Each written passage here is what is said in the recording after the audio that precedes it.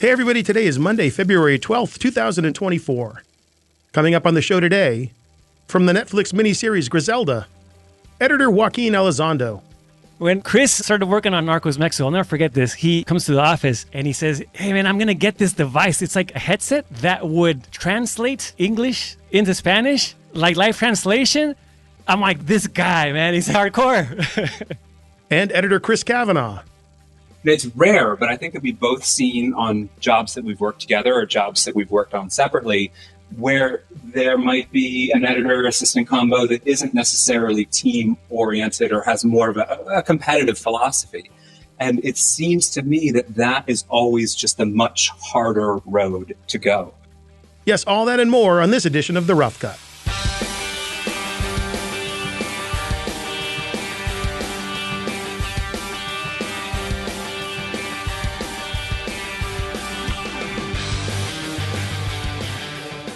Well, hey there. What is this? Back-to-back episodes of The Rough Cut? That's new. Again, I am sorry that I did not have something for you in some of those weeks in January. But things are getting back on track, I hope. And we've been giving a little more love lately to our TV editors.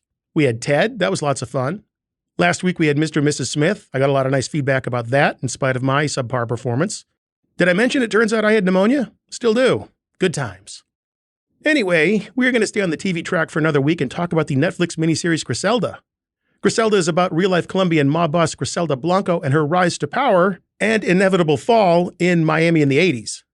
Sofía Vergara gives a terrific, prosthetics-laden performance as Griselda, and giving an equally great performance in the cutting rooms are editors Joaquin Elizondo and Chris Cavanagh, who we are so fortunate to have joining us today. And here's a plus, this is their first time on the show, so we have some new people to meet. Before we catch up with those guys, a few quick thoughts from the management here at The Rough Cut. I guess that's me. First, how often have you listened to the podcast and thought, gee, I wish I could see a picture of that second AD the editor was talking about? Maybe not that often, but what if I threw in behind-the-scenes photos, Spotify playlists of the needle drops from the movie, Avid timelines, YouTube videos explaining some of the topics or techniques discussed on the show? Now maybe I have your attention, and I would direct that attention to blog.frame.io/theroughcut, where you can see these things and still hear the podcast via the embedded podcast player. Think of that. You can still listen to me struggle with the English language while you're dazzled with those other media assets. It is a great way to experience the podcast, short of replacing me with someone much better at this. Once again, that is blog.frame.io/theroughcut. And now that I've told you how you can up the game on learning from the podcast, let me tell you how you can do the same for the music in your next film or TV show. And that would be courtesy of our friends and sponsor, Extreme Music. For those of you new to The Rough Cut and wondering who this Extreme Music is, well, I can tell you. They are an A-list, talent-driven production music company that creates and licenses music for use in television, film, advertising, and online media. And when I say A-list talent, I mean names like Hans Zimmer, Quincy Jones, Junkie XL. I know none of those names start with an A, but they're really good. So get over to extrememusic.com for your next project and dig into their vast catalog of production tracks. All you gotta do is a quick and easy keyword search on things like instruments, genre, speed, vocals, era, mood, composer, any little details you have in mind for your story. They give you back tracks and various links, and with pretty much whatever instrumentation you need. You can even search for music that sounds like a reference track you give to them. All that power in one simple-to-use website where you can do all the licensing online, or perhaps you get a little help from one of their reps at an office near you. So the next time you need the very best in production audio out there, check out extrememusic.com. Okay, boys and girls, time to get on with the show. From the Netflix miniseries Griselda, here are Joaquin Elizondo and Chris Cavanagh. Talk about with Griselda, but I don't think we can actually talk about that show without talking about a show called Narcos first. There's a lot of Griselda folks, including you guys, that came from Narcos. Let's start by talking about how you got connected with the Narcos team back in the beginning, which would evolve into the Griselda team. So, Joaquin, why don't you kick us off? Yeah, I got involved with Narcos Mexico, the first season of Narcos Mexico, which was around 2017, I want to say. And I kind of fell into that by almost accident. I had been working on a documentary called The Day I Met El Chapo, which was the story of, Kate Del Castillo and Sean Penn when they went to visit El Chapo. I worked on that documentary as first as a post coordinator and then as an assistant editor. Then once we wrapped, I got a random email from this person that was interested in the name of our researcher for that documentary. They wanted this researcher for their own project. And towards the bottom of the email signature, it had the person's name, and it said, Narcos Productions. And I'm like, oh, let me go take a look. I mean, I had always wanted to work in scripted television and was trying to break in. And so I was kind of curious, went on IMDb and saw that this producer had worked on Narcos Colombia, let's call it that. And so I sent this person our researcher's name, and then at the end of the email, I said, P.S., do you need an assistant editor over there? And he's like, well, do you speak Spanish, and are you in the union? I'm like, yes. All right, well, then come meet with me on Monday. And there I go, and I got hired as an assistant editor on the first season of Narcos Mexico. And that's how it happened. And then I was there for 3 seasons and co-edited, an episode in season 1 and season 2, and then got bumped up to editor in season 3. So El Chapo to Narcos to Griselda. I think you might be starting to get pigeonholed here, Joaquin. Exactly. No. We'll save that for later. How about you, Chris? Yeah, so Joaquin and I had met. We actually ended up moving to LA from New York the same year. Didn't know each other in New York, and we're on sort of similar paths trying to get into scripted TV. And I was assisting over on Cobra Kai. I was on the second, season 3. It was the second season I had assisted on that. And when Joaquin was bumped up on Narcos Mexico, he needed an assistant. And we'd become friends, and we're hanging out, outside of work stuff. And it was a natural fit for me to join him on that. And sort of the rest is narco history. So you're with that core team back on Narcos that becomes a lot of what the team is for Griselda. How did you guys hear about this job? How was it presented to you? And, certainly they had experience with you on Narcos and we like these guys, we like working with them. But was there an interview process or an audition process even for getting the Griselda gig? Well, on my end, I mean, I remember hearing about Griselda that, the project was, the name was thrown around the office. It might have been like season 2 of Narcos Mexico, maybe season 3. So around like 2019, 2020. And, I heard Griselda and I heard Sofía Vergara. And I was like, wow. Like, I was like, I was aware of who Griselda Blanco was, the real Griselda Blanco. And then just hearing that Sofía Vergara was going to play Griselda Blanco, I was like, wow, that sounds really cool, and I want to be a part of it. So I think around then, towards the end of maybe season 3 of Narcos Mexico, I heard that the project was actually going to happen. And then at some point, there's other editors on Narcos Mexico. And so I made it a point to reach out to our producer, post-producer, and director Andy Baiz, who has been with Narcos since the very beginning, and who was also was on Narcos Mexico, but I had never been edited any of his episodes. I was an assistant editor, so I knew Andy, and had lunch with him and everything. Had just never worked with him as an editor, and so I emailed him and expressed my interest, to work on this project. And so then Chris and I went on to work on Dark Winds for AMC, and then that's when I got the call and say, hey, Andy wants to work with you. You want to do it? I'm like, of course. And that's how we landed on Griselda. I remember being really excited about it. I think I got wind of it when we were doing Dark Winds, and it was sort of we knew it was going to be.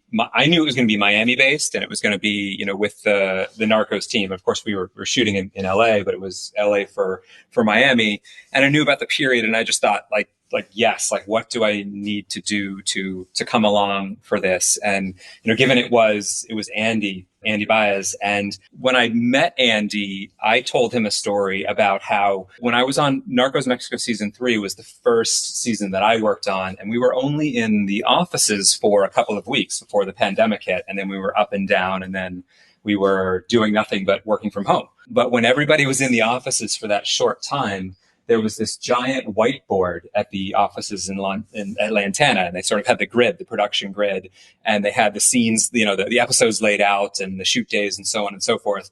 And my biggest memory was people would gather around the whiteboard and they would talk, and then they would say, well, Andy's doing this one or Andy's doing that one. And everybody's shoulders would relax and everybody would be like, oh, well, that's taken care of. We know this is going to be good. He just has that kind of a reputation for delivering such great material. And it was such a funny first thing to see going into that world. Well, let's explore that relationship a little more because I think that is such an important component of this. That actual interview process or expressing your interest in a project. I mean, what is it you try and learn from Andy about the project to try and land that gig?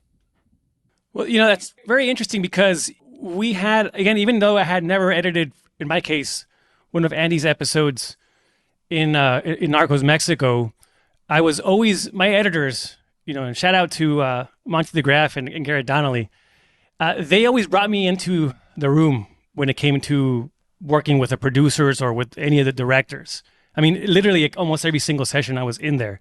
So I got to watch, I got to learn a lot, and also just got to hang out with, say, in this case, with Andy. So in a way, kind of developed a relationship with him, even as an assistant editor. When it was time to do Griselda, and I knew that I had to pitch myself. I can't just assume that, and I don't think anyone should, like that, stuff is just going to land on your lap. And like I said, there's people on Narcos Mexico that had way more credits than me and more experience. But, I had to really, put myself out there and communicate to Andy to say, hey, like, I want to work with you. Like, I admire your work. And this seems exciting to me. It seems like a challenge that I want to be a part of.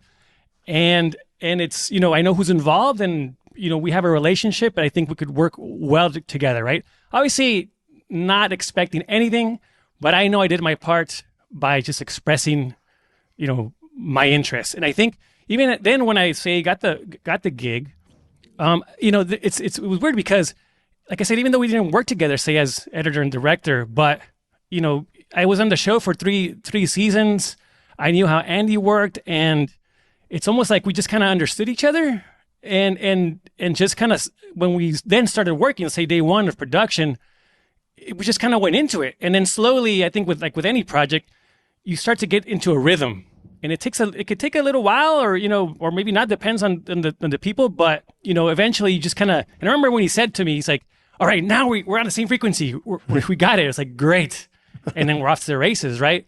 But it just takes kind of time to kind of, like I said, get into a rhythm, and it really, I think it's just simply having good communication, and asking, what do you. What are you into? What do you like? Any references, anything, asking a lot of questions. And then I think you just, again, you fall into like this kind of rhythm together. Well, Chris, Joaquin said that he was familiar with Griselda Blanco prior to this. Whether you were or not, do you take it upon yourself to research this person? There's movies out there about Griselda Blanco already. There's the Cocaine Cowboys docs, the Cocaine Godmother movie. I mean, there's a lot of stuff out there about Griselda Blanco already. Do you take that upon yourself as, well, I need to do some homework about this person to be a better informed editor, assistant editor, filmmaker, storyteller, what have you? I would say some, but not to dive so deeply into it as to be attached to anything that's, on the record so far. Certainly checked out Cocaine Cowboys, certainly want to be aware of the references and some of the, characters that were really in her life who are going to be, brought back to life in very much a historical fiction kind of way. I think that Andy, Eric Newman, Doug, Ingrid, the other showrunners and writers have all been, very forward with like, look, this is a fictionalized version of the events of her life. And so it seems in some ways it's important to not get too attached to other things that, may have happened so that you can work with what you have as fresh and as new and as flexible. So yeah, I'd say it's a little bit of both. I think you don't want to be, you don't want to be approaching it like as a historian. You want to be approaching it like, how can I, help, people empathize with these characters and tell something that's, exciting. Did he or anybody else give you reference points, docs, TV shows, films, or other touch points that you went to help inform you stylistically for Griselda? I think the biggest thing that Andy was pushing was, we do not want to make another Narcos or Narcos Mexico. That was, I think, the biggest, reference or comment, right? And so what did that mean? We're not, obviously Narcos Mexico is known for like, an iconic, I'd say, main title and song, We're not doing that. Now we're just doing, text across Sofía Vergara's face, We're not doing any, archive footage, any voiceover, anything like that. And so, and another thing was that, Andy's big on music. He just loves, really cool needle drops, source music. And so he gave us like a couple like Spotify playlists, like before they started shooting. And one was like classical. And then one was like, I think like Latin, music. And then like just general, like English language, pop music, and it was just like, this is what I'm thinking. Just check it out. Right. And we'll see where we put them. Right. And then, so those were the biggest things, I guess, when we first started talking about it. And that one, the one about the classical, because he wanted to, early on, we heard that they wanted to go with a classical score. And I think we were all like, wow, that's really interesting. And, started temping with like Vivaldi and whatnot. And it was interesting. And of course, knowing then that, we had an amazing composer on board, Carlos Rafael Rivera, who I was a fan of, since like Godless and Queen's Gambit, It was like, wow, like this is going to be really, really cool. And I remember Chris and I, getting those cues, from Carlos every time. We're so excited to receive, tracks. Like, whoa, like, it's like, this is amazing, right? So I think just music and he's just big on music. So that was like a big reference. And visually, earlier we were just talking about, I think I was talking about this with Chris, like how great the show looks. How was the show shot? And what was the dailies process for getting you guys that material? Another thing about this project, aside from the story and obviously Sofía Vergara being involved and Andy and, the Narcos team, knowing the other creatives being involved in this, such as, Armando Salas, the DP, cinematographer. I was also a fan of his work from, say like Ozark. And so I knew, I was like, we're going to get great visuals, as we always did just simply with Narcos, right? And so the show was shot on, I believe, Red Raptor and Panavision lenses. And the grain was a big topic of conversation as far as like how much grain to add. And they worked on that for a while. But, we had the most amazing looking dailies, every day. Honestly, I watch the show now and it's like, wow, like there's not much difference, I mean, it was just crazy how beautiful the images looked from the get-go. But again, just knowing that, who was going to be involved in that. And again, someone like Andy, seeing his work, and his camera work and whatnot, or how he likes to move the camera around, I was like, wow, I knew we were going to get something special.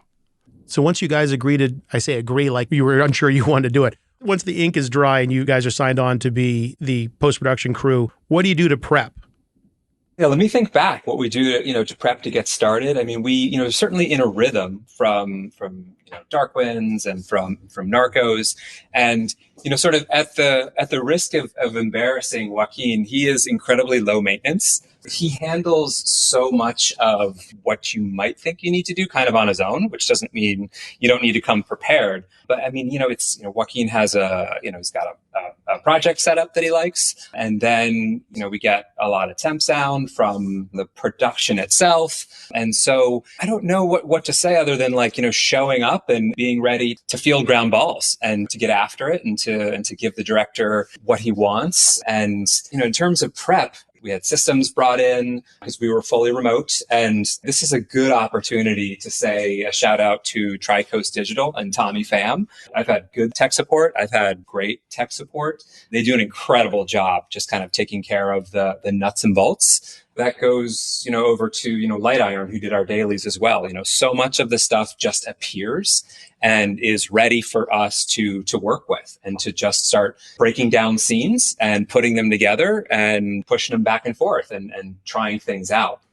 This thing now, I guess Chris and I working a couple of years together and just simply being friends more than anything, there's just a lot of trust, right? And I know that things are going to get handled. So there's, when we get signed on to a gig, it's like, all right, well, I'll see you on, this date, I'm excited. And so I think we had like a tech kind of prep meeting for Griselda, obviously setting up our dailies how we wanted it. Obviously, shout out to Kelly Stuyvesant, other editor, and Charlie Viramontes, assistant editor. And just, talked about how we wanted our dailies. The great thing about this setup was that, when we were remote, because the editors we were all remote for about 6 months, and then the editors went into the office and did more like a hybrid setup to work with Andy and Eric, producers, and Netflix. But the time when we were at home, we had this amazing setup where all our footage was more kind of a local setup. So we weren't tapping into like a remote system. So it's like if we had like the Avid, Nexus here next to us, but we were obviously, and all the editors and assistants were synced up, and obviously everything was based on, how fast things would sync up would be based on your internet speeds, but it was pretty seamless. And so it was as if you were at an office with a Nexus, pretty much. Were you able to share cuts with Andy in that remote model? Oh yeah. So that's the thing with Andy, is that he wanted to see scenes pretty much, I think, every day. And so we would send him scenes or sequences. And so we would get notes every day. So we had to, do the notes and then like obviously stay up to camera, cutting dailies, cutting scenes every day. And that's the thing. That's where Chris, I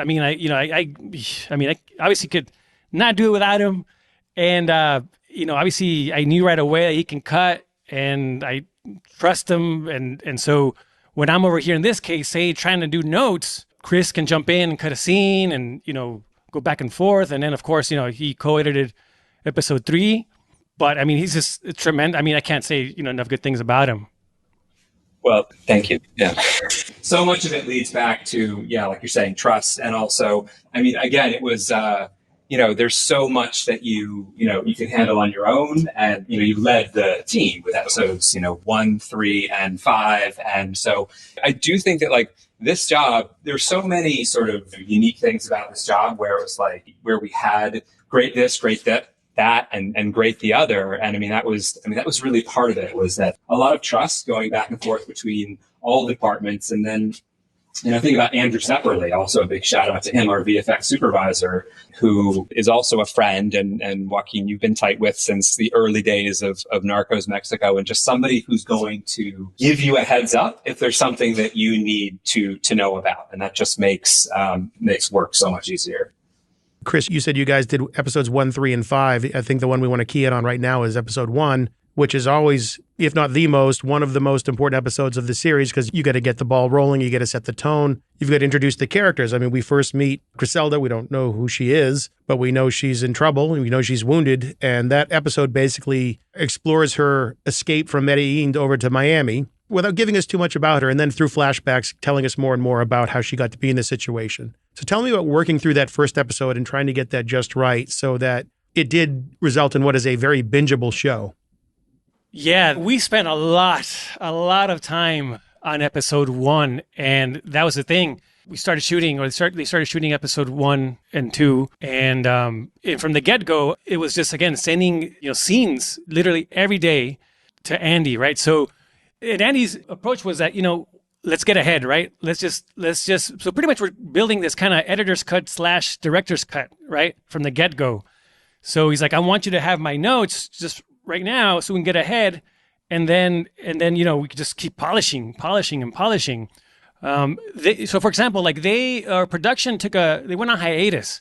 They shot, I think, about 100 days, and around the 3rd, 4th month, they took a hiatus, but editorial kept going. So we had just a ton of time to try things.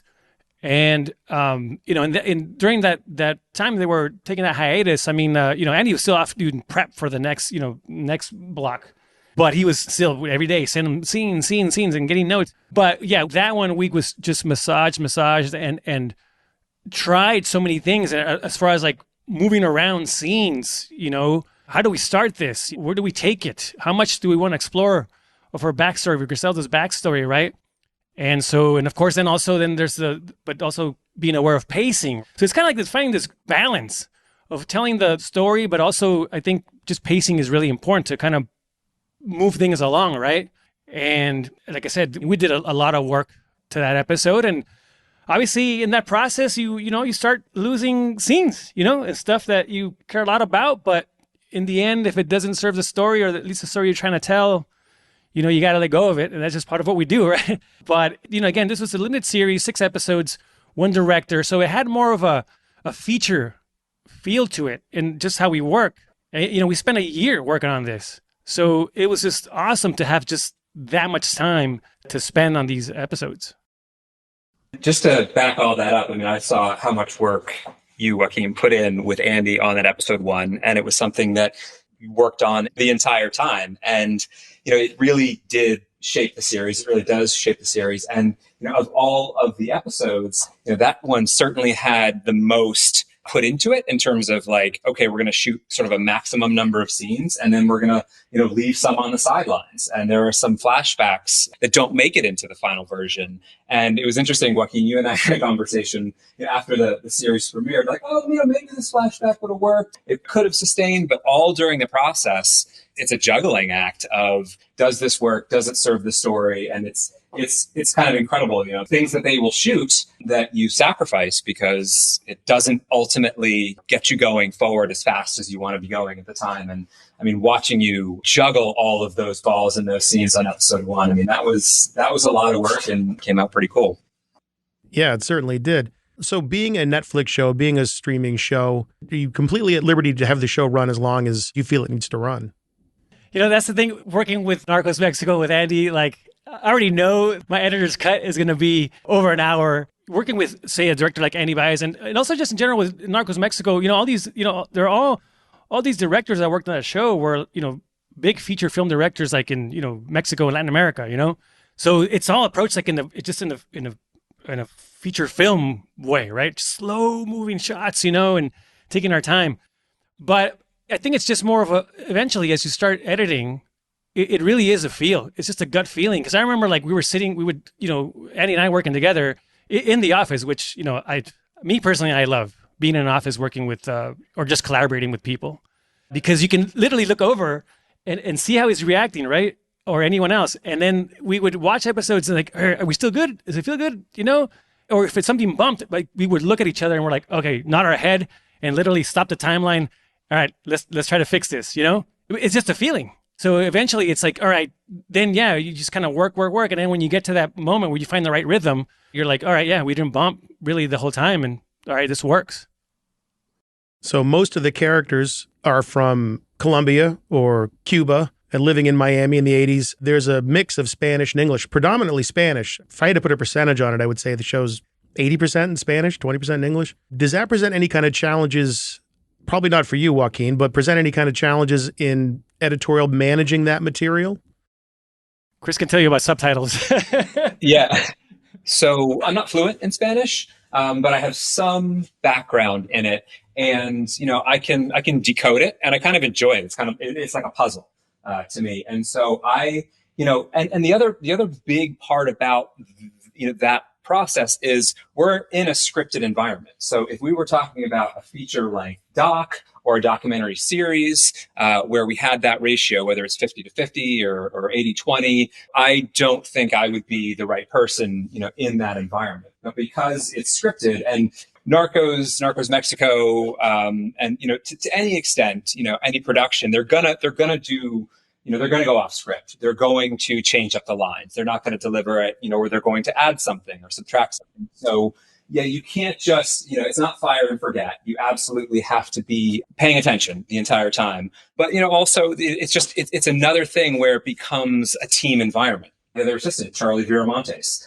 You want to work with the kind of people who are super helpful and like everybody is trying to sort things out. So it never was a big problem for me in that respect. One thing I want to mention, when Chris started working on Narcos Mexico, I'll never forget this. I remember he comes to the office and he says, "Hey man, I'm going to get this device." It's like, I remember he said it was like kind of like a headset that would translate English into Spanish. Yeah. Like live translation. I'm like, this guy, man, he's like, he's hardcore. That technology never quite worked like I had hoped it would work. But yeah, I think that certainly the enthusiasm was there. And yeah, and then you just have to say like, I'm going to jump into it, whether it's, listening to, I was listening to Coffee Break Spanish when we were still in the office when I was commuting for Narcos Mexico. So yeah, I mean, it's just about getting in there and giving your best shot. But then also it's about the supportive environment. In some situations, you'll be ruled out without, a certain qualification. And then, I give a lot of credit to the producers and the post producers, Tim King, Tanner King, Kelsey, the people like it's about trust, right? They know that you're going to, you're treated more on who you are and what you're trying to bring and what you can bring than what you necessarily already have. And so there's been a lot of people, a lot of editors and post people who've worked in this world. And I think they feel pretty similar to that it's a super supportive environment. And then when you couple that with working in a Netflix environment where they're saying, we don't care about length, we just want it to be good. We want it to be compelling. I feel very fortunate to be involved with projects like that. I heard the word improv in there. Is this the kind of show, or is Andy the kind of director that allows for that? Or does Sofía in particular like to try a lot of different things? Or was it really pretty much stick as close to the script as you could?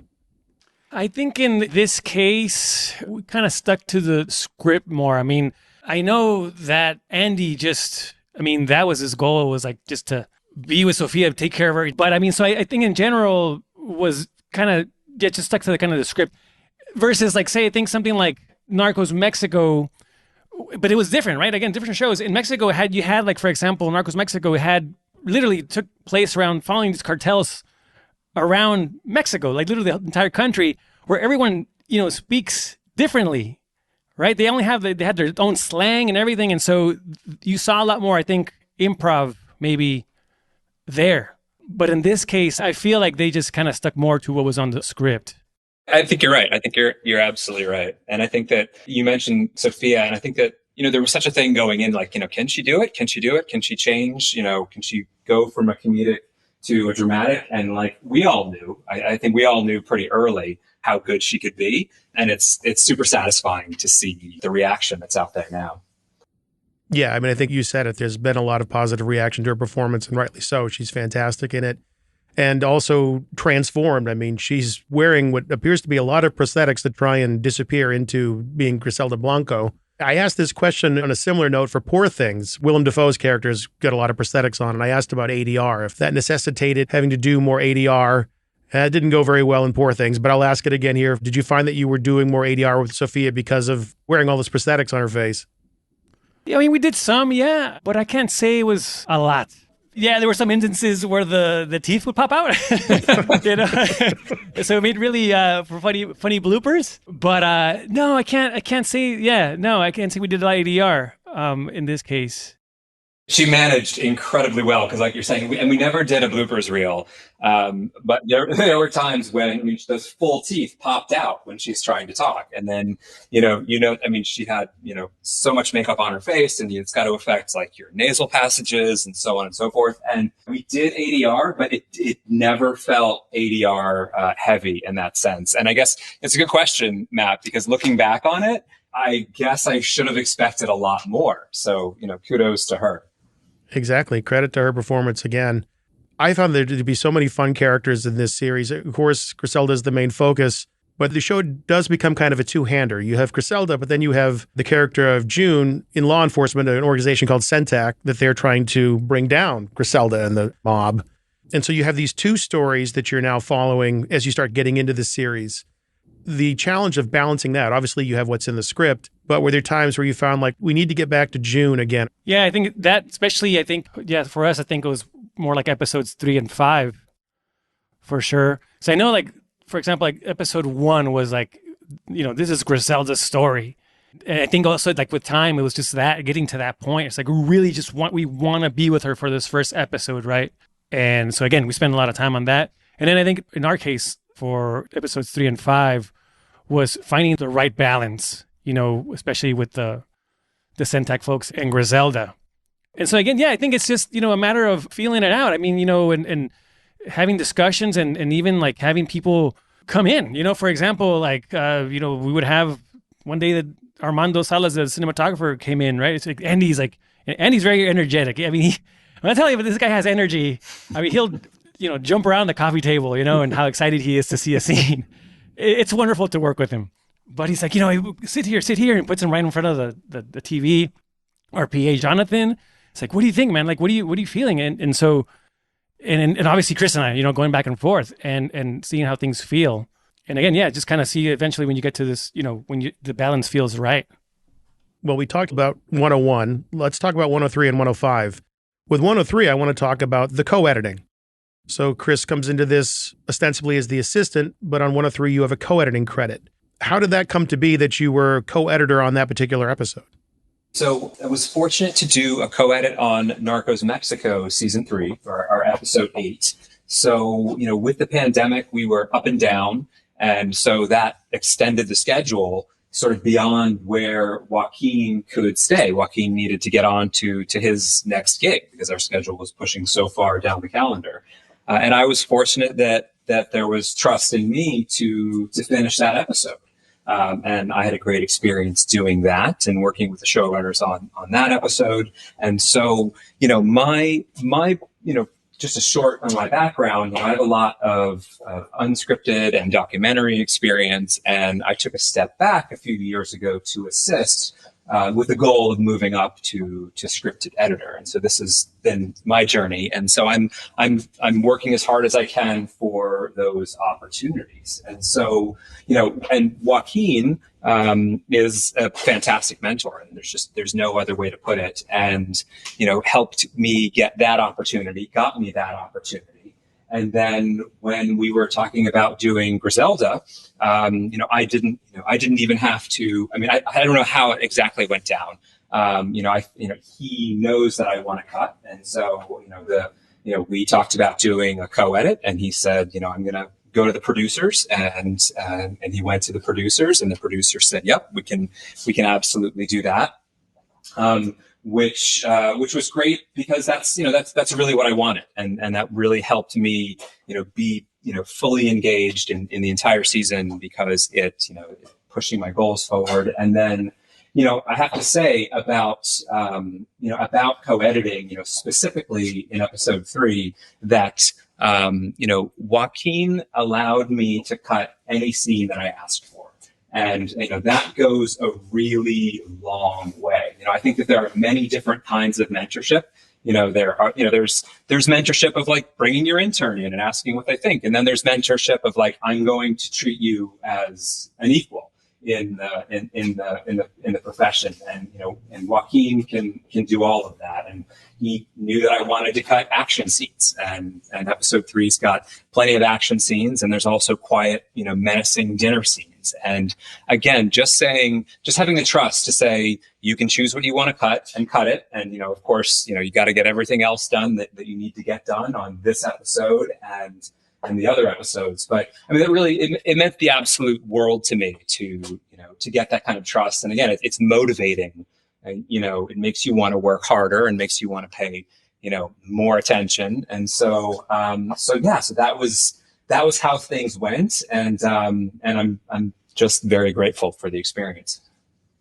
I mean, that's the key right there. It's trust. Not just that, but like in general, just this whole process of co-editing, because it's a process, it's a thing. There's politics involved and so many other things. And so, but I, found out how it all worked back in like first season of Narcos Mexico when I was working under Monty the Graph. And, this is her first time working together. And, one day he let me work with one of our directors, Alonso Ruiz Palacios. And I was doing the cut, with Alonso. And then so we finished, and then Monty goes away, and then he just leaves the room, and I'm sitting there. I'm like, what just happened? And then he's like, all right, you're getting a co-edit.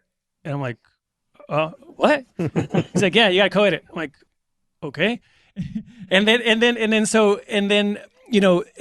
after, obviously Monty and I are just great friends now, but, he could trust me with scenes, right? Because one day I showed him this short film that I cut and just asked him for feedback. And so right away, he's like, all right, this guy can cut, right? And so I know he has the talent, but, and then we develop a relationship, and he's like, I can trust him. And so same thing happened with me with Garrett, on season 2, where before we started, he's like, hey man, we'll work together and you'll get a co-edit. I'm like, oh, great, Garrett, I'm in, And so I learned that from them, right? And so now I'm trying to pay it forward with Chris. And, again, it starts with us being friends, and there's, I trust them, we trust each other. And the other thing about it is that we have a relationship, right, with the Narcos team, Griselda Narcos team. There's already a solid relationship there. And so, I knew what I, obviously with Tim King and Eric Newman and them. And so I could just, I can just go there and ask and say, you know what, or what are the, can we have Chris, cut one of the episodes? And then it was like, well, Chris, which one do you want to cut? And it's like, let's see, look at the scripts, and that much flexibility. But again, that I learned it from my mentors, right? And again, I'm just trying to do the same here with Chris, and he killed it. Thank you for saying that. But I also want to highlight, something that Joaquin's saying is that, that I think that everybody should hear who hasn't worked in an environment like this and wants to work in an environment like this. And it's, it's a story I've talked about before, but it comes, it is about the teamwork on projects like this.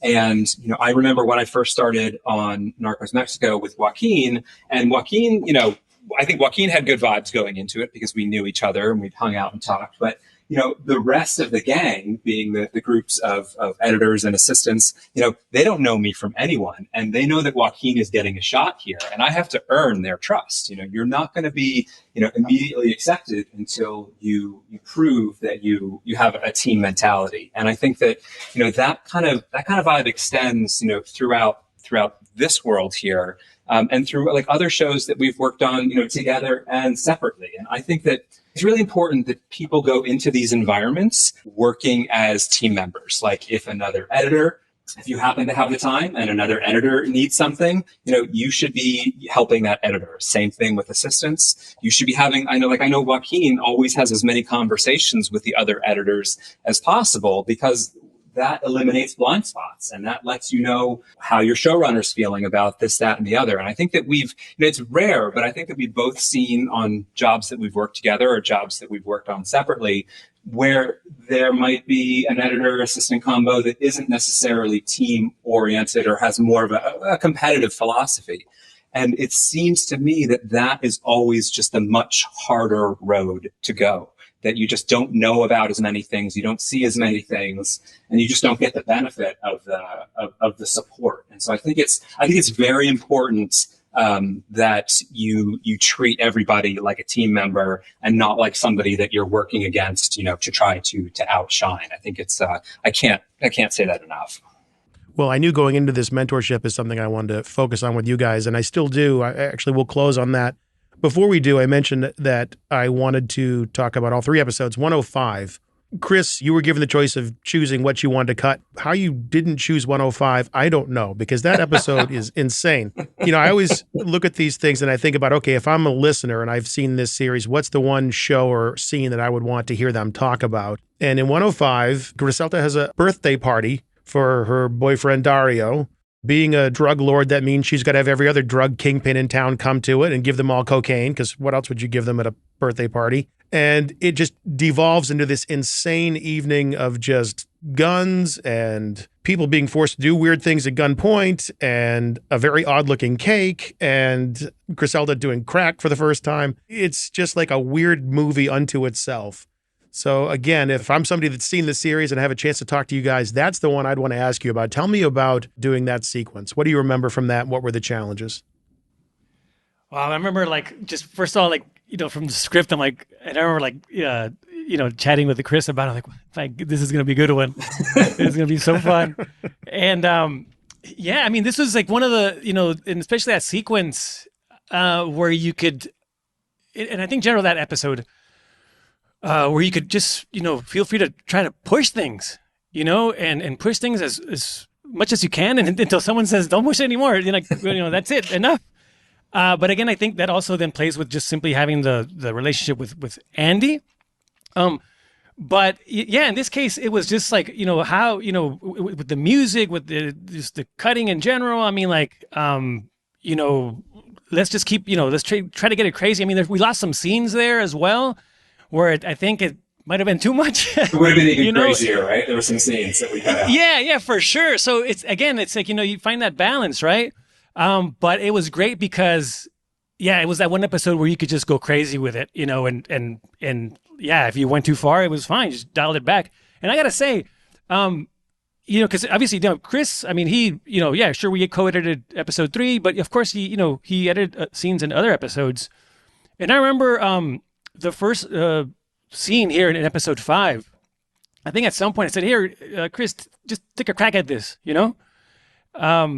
with the with the Senate and the Senate hearing, and I remember he said when we took a day or so to cut it, and then he's like, all right, here you go. He's like, I kind of took a big swing here, but tell me what you think. And he did. It was a big swing, but I like that, right? And it was like, all right, okay, that was awesome. And I remember like even when Andy saw it, and he was like, whoa, but this was the spot to kind of like just try things and push it. But you kind of have to read the room in a way and understand like, all right, yeah, this is the one, right? Where you can understanding kind of the tone. I mean, like, there were so many. Now thinking about it, it's like all these other kind of sequences and parts that it was just a bit too much, probably, or didn't fit maybe necessarily the tone, and then you kind of let go of it, right? But it was a blast. And especially that that whole sequence in the party. I mean, it really, a lot of it was just having fun with it, and the material allowed you to do that. And again, with just Andy allowing that, right, and say, just go push it, and then we'll see where we pull it back. Yeah, Joaquin was really the only force behind that whole episode. And I have to say, like, from the co-pilot seat, or from the from the back seat watching that episode, I mean, Joaquin, that had to be the hardest episode to sort of keep balanced. I mean, it's so unlike the other episodes, and it is such a fever dream and I think that, we even talked about stuff. I mean, it was challenging for them to shoot, and it was challenging. So it seemed to to get it to be its best self. And I think it absolutely paid off. But would you agree with that, Joaquin? Yes. At this point, like I said, they shot for, I think, about 100 days. At this point, towards shooting episode 5 and 6, I mean, everyone was tired. Production was tired, and a shout out to them. They're the true warriors. I think, like, even at some point, like, Sofía Vergara's back gave out. I mean, it was rough. So yeah, you're right. It was a challenging episode, especially I think before getting to that party. Those other scenes, just trying to find again the right rhythm and pace to get us to that party, because we knew how big that was going to be. So I think it was more so spending time on the earlier part of the episode to get it right, feeling right, and moving properly to get to that point. But yeah, at that time, yeah, I mean, they're running on fumes over there. I mean, but they got it done and did an amazing job. They did. And I can only imagine what stuff you left on the cutting room floor because it was too excessive for that episode. So mentorship, that is a theme that's sort of been running through our talk today. And I think you've addressed it in terms of something that's built on a foundation of trust, which makes a lot of sense to me. Joaquin, you talked about how you like being in the room. It's important for me to be in the room with the people I'm working with. And I think a lot of this remote workflow stuff and just the way technology is going has separated assistants out from the cutting room and making it more challenging to do proper mentorship. So I'll ask you, because I know it's sort of a cottage industry for you and something you're very passionate about. What is the best way for editors to mentor assistants or up-and-coming editors? Yeah, you're right. I mean, things have changed, right? Now that a lot of us are working from home. But, it's just like I do with Chris, and I tell everyone, it's like, yeah, it's just different, right? I mean, like now, and maybe it requires more of an effort. So, I make it a point to say, let's, I know where a lot of us work on Slack, for example, but like, pick up the phone, jump on Zoom. Like those things go a long way. And I know like Chris and I would do virtual lunches, every once in a while, we'd just get on Zoom and have lunch, And so, but I think more than anything is just, not relying so much on say stuff like Slack and, literally get on the phone, talk to people, introduce yourself.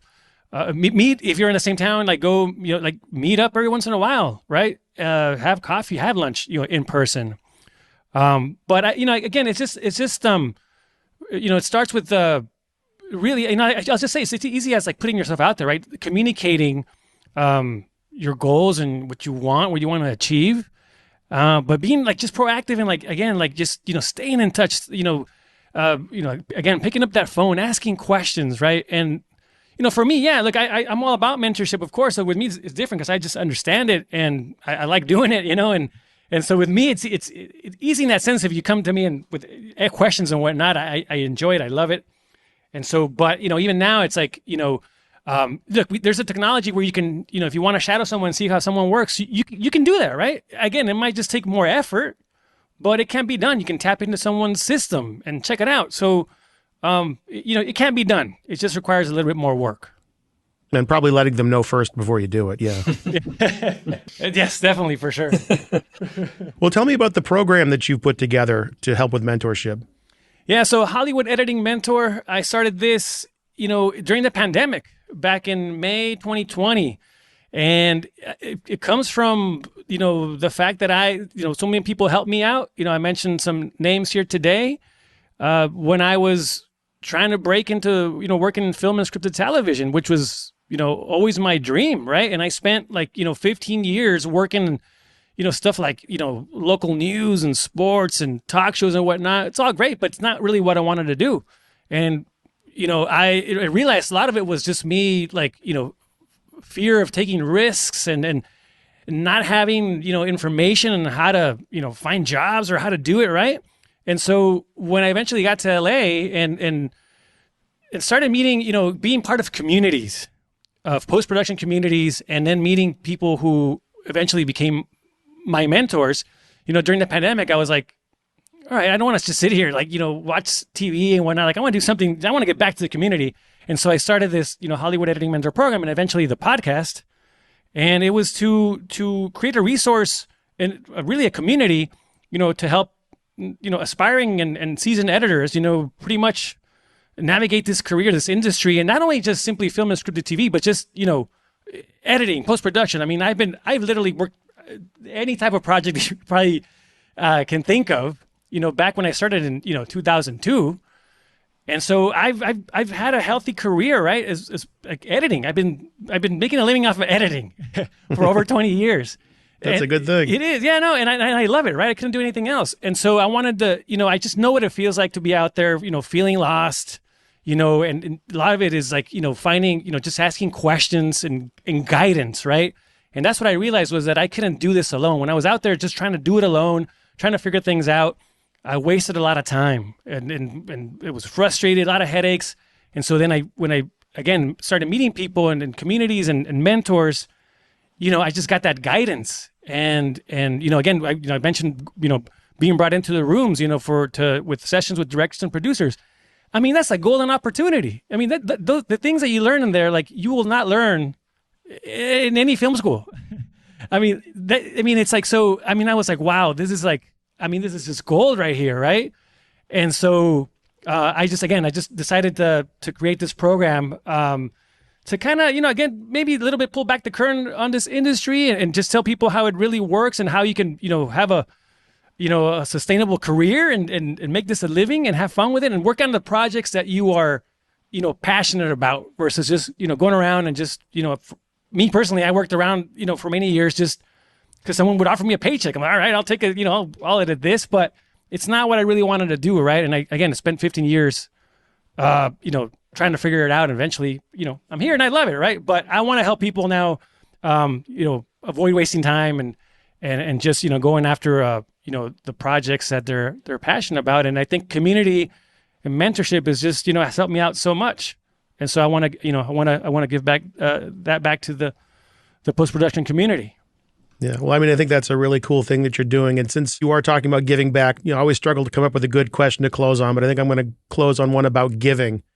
And so as I somewhat mentioned, Griselda gives Dario this amazing birthday cake, a cake with half his body on the top of it. It's the most bizarre looking cake I've ever seen.